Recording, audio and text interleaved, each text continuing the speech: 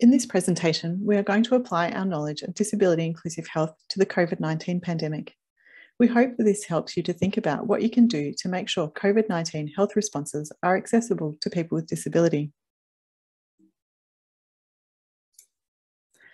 First, we need to understand why it is particularly important that COVID-19 responses, whether they are public health messages, treatment, testing, or prevention, are inclusive of people with disability.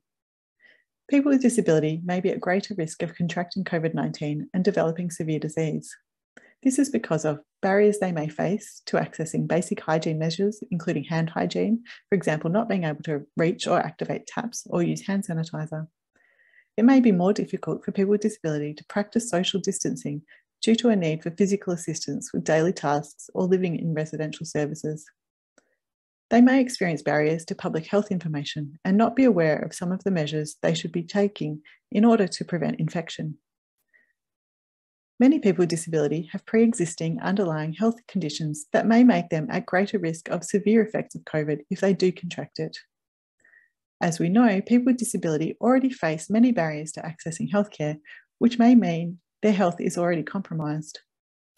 And they may be experiencing disruption to their usual health services or support people due to COVID-19 restrictions and lockdowns, making it even harder for them to maintain and access good health.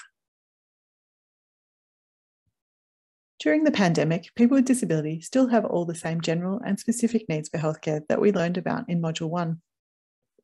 But they may have additional health needs too as a result of the pandemic, such as needing access to testing and treatment of COVID-19, as well as access to preventative health measures such as hand hygiene and vaccination. However, people with disability continue to face the same barriers to health that we have learned about in previous modules. These include attitudinal barriers, physical barriers, communication barriers, and financial barriers. We need to apply similar disability inclusive strategies to those we have discussed in previous modules to the context of our COVID-19 responses. In the remaining slides, we will discuss some strategies that you could implement in your COVID-19 health response. Let's start with considering strategies to overcome attitudinal barriers and what we can do to ensure inclusive attitudes and policies towards people with disability. Firstly, ensure that staff working in all COVID-19 related health services, including testing, treatment, and vaccination, are trained in being disability inclusive. This will help them to be aware of the needs and challenges that people with disability may face in accessing these services and help the staff to feel more confident and equipped to provide services to people with disability. Ensure staff are aware of the risks and potential consequence of COVID-19 for people with disability so that they can prioritise their access to prevention and treatment of disease. Allow some flexibility in your policies and practices around health service delivery during COVID-19 to provide reasonable accommodations for people with disability who may need additional supports that other people do not need. For example, in many countries, COVID-19 restrictions do not allow for family members to attend appointments or allow visitors to hospitals. However, some people with disability may need a support person present during health appointments or hospitalisations to assist them with communication, mobility, or managing their self-care. This may also be the case when attending COVID-19 vaccine or testing centres. Consider how you can enable people with disability to safely have a support person present if needed. As we know, people with disability have the same right to healthcare as all people, including for the treatment of COVID-19 and related symptoms. It is important that decisions on the allocation of scarce resources, for example, ventilators, are not based on pre-existing impairments, high support needs, quality of life assessments, or medical bias against people with disability. Health services should follow WHO guidance to prioritise those who are at high risk. And finally, as for all health information, make sure that data on COVID-19 health activities includes data on disability. This will allow your health service to understand if there is any discrepancy in access or uptake of these services between people with disability and those without disability. Having this knowledge will enable you to plan or adapt your COVID-19 health responses to reduce any discrepancy and make sure people with disability are effectively included. Let us consider how to overcome any physical barriers for people with disability in our COVID-19 health responses. The first step is to make sure that COVID-19 testing, treatment, and vaccination services are physically accessible. This means having the services in locations that people can easily reach on foot, by wheelchair, or by accessible transport. That buildings have ramped entrances and that there are accessible toilets and hand hygiene stations. Where possible, have a priority area within testing and vaccine centres where people with disability or others who might find it difficult to wait in long queues or be in a busy environment, or who may need longer appointment times, can be seen.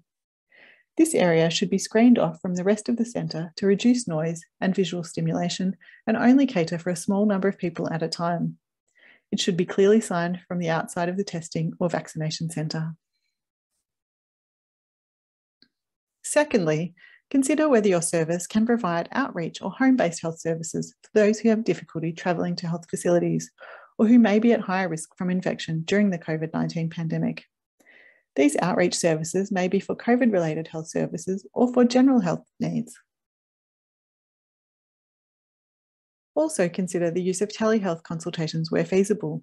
This may be by telephone, SMS, or video conferencing such as Zoom, and is one way of providing consultation for general healthcare needs, psychosocial support, and even rehabilitation for people who have difficulty travelling to health facilities.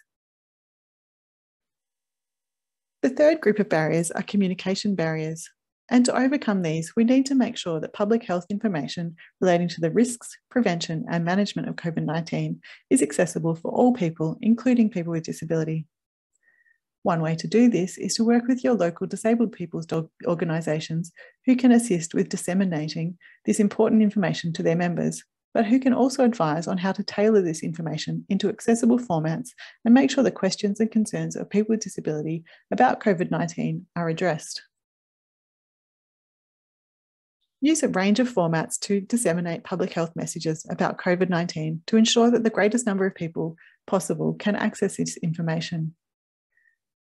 This includes having sign language interpreters and closed captioning for live or recorded broadcasts, making written information available in large print, braille, and easy read formats, and having clear signage in testing and vaccination centres.